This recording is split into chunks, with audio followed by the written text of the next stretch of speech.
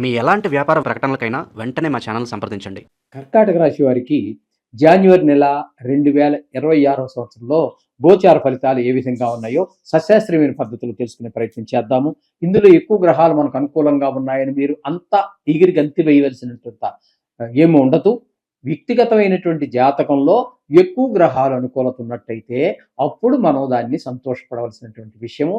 అది జీవితాంతము పుట్టిన దగ్గర నుంచి అంతిమ శ్వాస వరకు కూడా అది పర్మనెంట్గా ఉంటుంది. 100%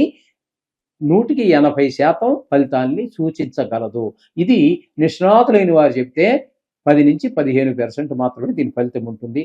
అలా అని చెప్పి దీన్ని పక్కన పెట్టేటటువంటి పరిస్థితి లేదు. దీనికి ఉన్న ప్రాధాన్యత దీనికి ఉన్నది కాబట్టి ఇది గమనించండి. ఖచ్చితంగా మీ డేట్ ఆఫ్ బర్త్ అవి ఉన్నట్టయితే, లేకపోతే కొంతమందికి అప్పట్లో దీని మీద అవగాహన లేక దాన్ని కొంతమంది రాసుకోలేదు. అటువంటి వారికి జాతకం చెప్పడం చాలా కష్టం అవుతుంటుంది. కాబట్టి తప్పకుండా మీరు వ్యక్తిగత టైము అన్నీ ఉన్నవారు తప్పకుండా జాతకం రాయించుకోండి. మా దగ్గర కూడా ఆ సౌలభ్యం ఉన్నది.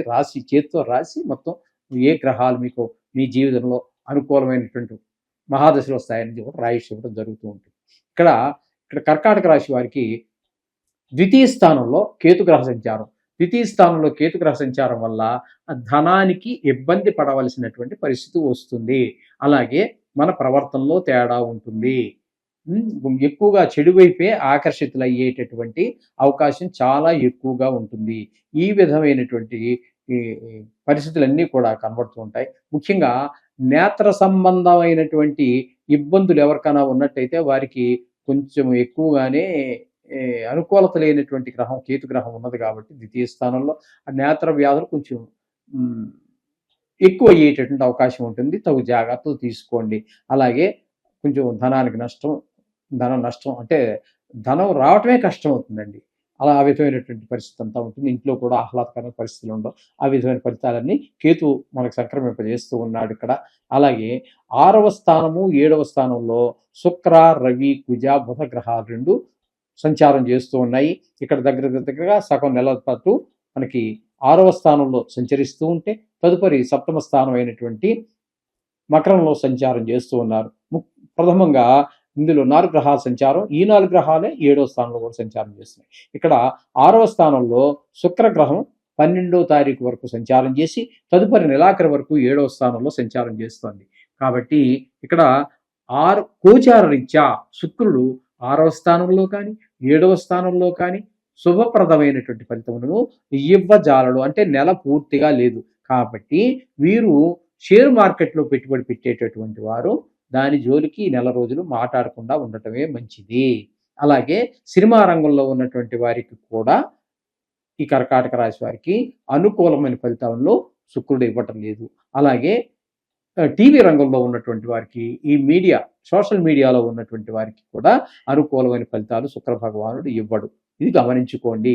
ముఖ్యంగా షేర్ మార్కెట్లో పెట్టేవారు ధన నష్టాలు వచ్చే అవకాశం ఉంటుంది.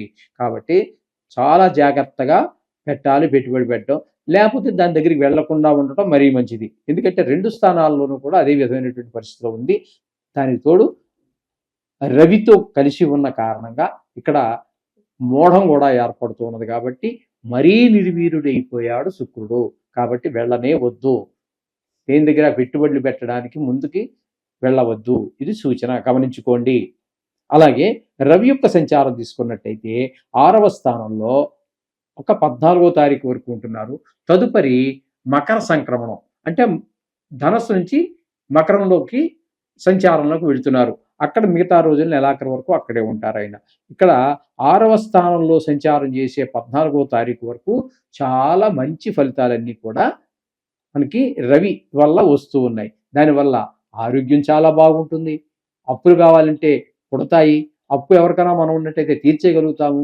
అప్పు తీర్చేసాము లేదా అప్పు కోసం ప్రయత్నం పుట్టింది అన్నట్టయితే అప్పు తీర్చేయగలిగాము అంటే డబ్బులకు లోటు లేనట్టే కదండి. అలాగే మనం డబ్బులకు ఇబ్బంది పడుతూ రుణం కోసం ప్రయత్నం చేసాం, విజయం సాధించాము అన్నట్టయితే మొత్తం మీద అప్పుడు కూడా మీకు ఈ నెలలో ధనానికి ఇబ్బంది లేనటువంటి పరిస్థితిని మనకి రవి కల్పిస్తూ ఉన్నాడు. వీటికంటే ముఖ్యమైనటువంటి మహాభాగ్యం, భాగ్యం కంటే కూడా గొప్పదైనటువంటి మహాభాగ్యం ఆరోగ్యాన్ని కూడా మనకు ప్రసాదిస్తూ ఉన్నాడు.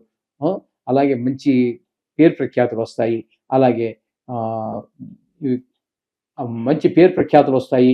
అలాగే కొన్ని చోట్ల మనకి శత్రువులుగా ఉన్నటువంటి వాళ్ళు కూడా మిత్రులుగా మారిపోయేటటువంటి అవకాశం అంతా కూడా ఈ రవి 14 రోజుల పాటు సంచారం. తర్వాత సప్తమంలోకి వెళ్ళాక భాగస్వామ్యంలో వ్యాపారం చేసేవారితోటి భార్యాభర్తల మధ్యన భిన్నాభిప్రాయాలు ఉంటూ ఉంటాయి. ఎప్పుడు కానీ భిన్నాభిప్రాయాలు భార్యాభర్తల మధ్య కావచ్చు, జాయింట్ వ్యాపారస్తుల మధ్య కావచ్చు, ఎవరి మధ్యనైనా సన్న భిన్నాభిప్రాయాలు వస్తే అది ముందుకు వెళ్ళటము కష్టము, ఆ వ్యవహారము. అర్థమైంది కదండి. ఏకాభిప్రాయం ఉంటే చాలా చక్కగా ముందుకు వెళ్ళేటువంటి పరిస్థితులు ఉంటాయి. అంచేత దాన్ని మీరు స్వయం కృషితోటి నివారించుకోండి. మిగతా భారం అంతా దేవుడి మీద వేసి మీరు నిత్యం చేసుకునేటటువంటి నవగ్రహ జపాలు చేసుకోండి. అలాగే కుజుని యొక్క సంచారం కూడా 6వ స్థానంలో ఒక 15 రోజుల పాటు జరుగుతోందండి. ఇక్కడ ఎలా అయితే రవి మనకి శుభప్రదమైన ఫలితాలు ఇస్తున్నాడో, కుజుడు కూడా ఆ 15 రోజులు అంత చక్కటి ఫలితాలు మనకి ఇస్తూ ఉన్నాడు. ఆరోగ్యం బాగుంటుంది, డబ్బులకు లోటు లేకుండా చేస్తాడు, అప్పు ఉంటే తీర్చేయగలుగుతాము, అప్పు కోసం ప్రయత్నం చేస్తే అప్పు పుడుతుంది, ఆ పుట్టినటువంటి అప్పు కూడా సద్వినియోగం అవుతుంది. మనకి ఈ విధమైనటువంటి ఫలితాలన్నీ కూడా మంచి మంచి పేరు ప్రఖ్యాతులు వస్తాయి. ఎందుకంటే వాడికి ఎప్పుడో నెక్స్ట్ ఏ పేపర్లోనే ఇస్తామన్నాం, వాడికి ఇవ్వాల్సినటువంటి డబ్బులు అది జనవరిలోనే ఇచ్చాము, వాడు ఎంత సంతోషపడతాడండి. మళ్ళీసారి మనం డబ్బు అడిగితే కూడా ఇవ్వడానికి ముందుకు వస్తాడు. చాలా మంచివాడు, ఆయన డబ్బులు చాలా చక్కగా కరెక్ట్గా ఇచ్చేస్తాడని చెప్పి మంచి పేరు ప్రఖ్యాతులు వచ్చే అవకాశం కూడా ఏర్పడుతూ ఉంటుంది. ఈ విధంగా కుజుని యొక్క సంచారం 6వ స్థానంలో. తదుపరి 7వ స్థానంలోకి వెళ్ళాక మామూలే, రవి గారిలాగే ఈయన కూడా భార్యాభర్తల మధ్యన ఇబ్బందులు, అభిప్రాయ భేదాలు, అలాగే భాగస్వామ్యంలో వ్యాపారం చేసేవారి మధ్యన అభిప్రాయ భేదాలు వచ్చేటటువంటి అవకాశం ఖచ్చితంగా కనబడుతుంది. ఇక బుధుని యొక్క సంచారం తీసుకున్నట్టయితే 6వ స్థానంలో 17వ తారీఖు వరకు, తదుపరి మకరంలో ప్రవేశించి అక్కడ నెలాఖరు వరకు కూడా అక్కడ సంచారం చేస్తున్నారు.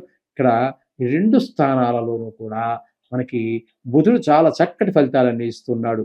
6వ స్థానంలో ఉన్నప్పుడు మనకి రోగాలు రుచులు లేకుండా ఆరోగ్యం బాగుండేలా చేస్తాడు, అప్పులు తీర్చేయగలుగుతాం, అప్పులు పుట్టగలుగుతాయి. ఇవన్నీ కూడా ధనానికి లోటు లేకుండా ఇక్కడ మనకి 6వ స్థానం అయినటువంటి ధన సంచారంలో ఆ విధంగా ఫలితాలు ఇస్తున్నాడు బుధుడు. తదుపరి మకరంలోకి వెళ్ళాక అది 7వ స్థానం అవుతుంది. 7వ స్థానంలో కూడా మంచి ఫలితాలు ఇస్తూ ఉన్నాడు ఈయన. అంటే భార్యాభర్తల మధ్యన అన్యోన్యత ఉండటానికి, అలాగే జాయింట్ వ్యాపారం చేసుకునే వారి మధ్యన ఏకాభిప్రాయం ఏర్పడడం ద్వారా వ్యాపారంలో ముందుకెళ్ళడానికి కూడా చాలా సహాయ సహకారాలు అందిస్తూ ఉన్నారు ఈ బుధ భగవానుడు. ఈ విధమైన ఫలితాలన్నీ కూడా దాంతో పాటుగా మనం ఇప్పుడు చెప్పుకుంటున్నటువంటి కర్కాటక రాశికి 8వ స్థానంలో రాహుగ్రహ సంచారం జరుగుతోంది. సహజ సిద్ధంగానే మనం రాహుగ్రహాన్ని యొక్క దుష్టగ్రహంగా మనం భావిస్తూ ఉంటాము. అటువంటిది ఆయుస్థానంలో సంచరించడం అనేటటువంటిది కొంత దుర్వార్తలు వినడానికి, కొంతమంది అయిన వాళ్ళు ఏవో మరణవార్తలు వినడానికి అవకాశం ఉంటుంది. ధన నష్టం జరిగే అవకాశం ఉంటుంది. ఎవరితో మాట్లాడినా పరాభవాలు, అవమానాలు ఇట్లాంటివన్నీ ఎదుర్కోవలసి వస్తూ ఉంటుంది. మొత్తం మీద కొంతమందికి కళత్ర పీడ కూడా కలిగే అవకాశం ఉన్నది.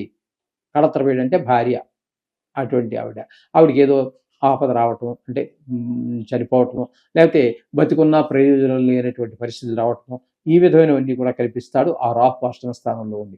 అలాగే భాగ్యస్థానంలో శని భగవాన్ యొక్క సంచారం జరుగుతోంది.